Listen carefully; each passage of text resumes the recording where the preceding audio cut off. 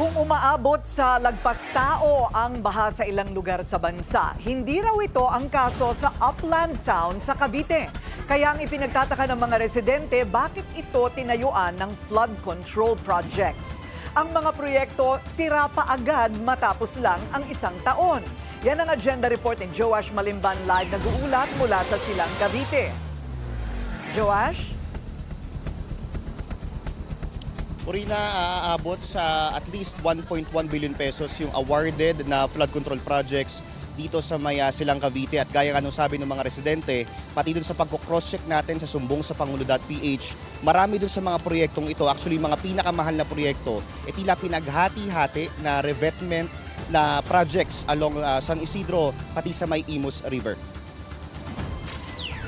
Bukod sa malamig na klima, kilala ang bayan ng Silang bilang isa sa mga upland town sa Cavite na halos hindi nakararanas ng matinding pagbaha. Pero base sa sumbong sa Pangulo.ph, mula 2022, mayroong naitalang at least 19 flood control projects dito. Ang main focus, flood prevention structures sa mga ilog ng San Isidro at Imus. Nakatanggap ang aming team ng ilang reklamo sa mga residente ng Barangay Tubuan 1 patungkol sa tila palpak na flood control projects sa kanilang lugar. Sa sumbong sa Pangulo.ph, napag-alaman namin na ang kanilang inirereklamong proyekto ay ang ilang daang metrong revetment along Imus River. Hinawakan ito ng mga kontraktor na Celfar at NB Avila Construction at may completion date na December 2023. Ang proyekto nagkakahalaga ng halos 98.9 million pesos. Binisita namin ang flood control project. Ang tumambad sa amin, gibagibang river revetment structures, maninipis at kakaunti ang bakal sa loob ng makakapal na tipak ng semento at nakakabit sa malambot na lupa. Kwento ni Reginald de la Peña, isa sa mga residenteng nakatira malapit dito, alas 4 ng umaga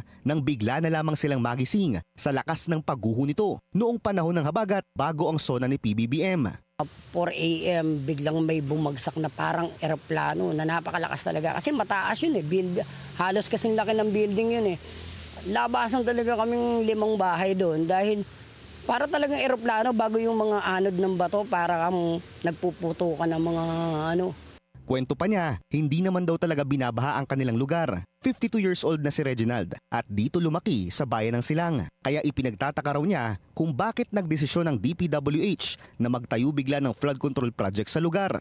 Walang baha sa amin, paliguan namin yun. May mga nahuhuli pa nga kami mga hito dyan, tsaka mga tilapiyang maliliit. Talagang laruan namin ng araw yun. Daw po, kailangan maglagay ng yung pader na ganun.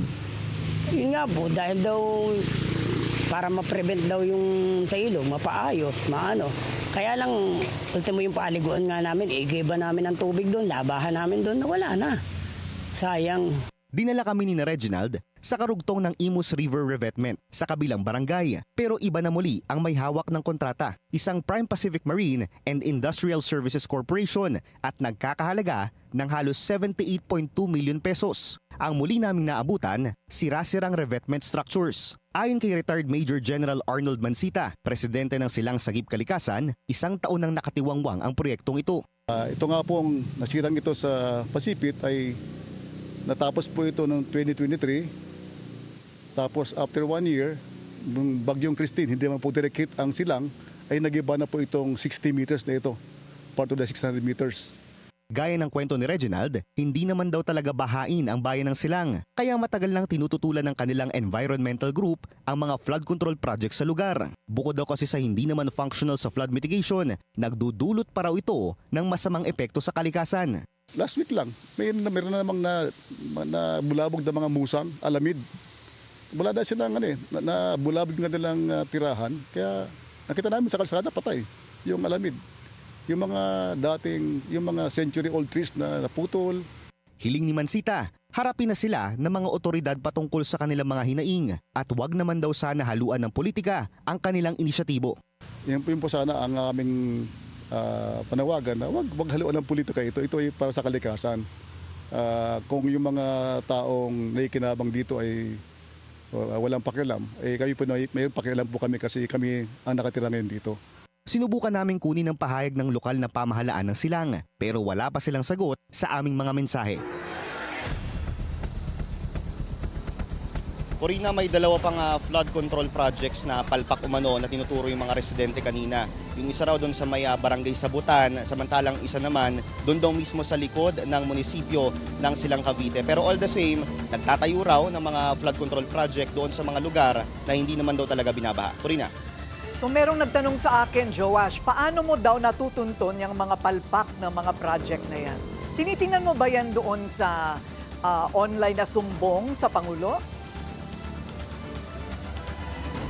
Oo, Corina, kasi doon sa may sumbong sa pangulo.ph na website, nakalagay doon yung exact coordinates ng mga flood control projects. And also, syempre may mga tulong din tayo natanggap doon sa mga local residents dito na itinuro nga nila noon daw panahon ng habagat, talagang bumagsak daw itong mga flood control projects na ito. And then, kino-cross-check natin kung yung coordinates ng mga lugar na iyon, kung saan tayo nakatayo, ay the same doon sa coordinates nakalagay doon sa sumbong sa pangulo.ph. So more or less, very accurate itong nakalagay dito sa ating website. Corina. Yan. Kumbaga walang personalan, trabaho lang. Okay, maraming salamat Joash Malimban.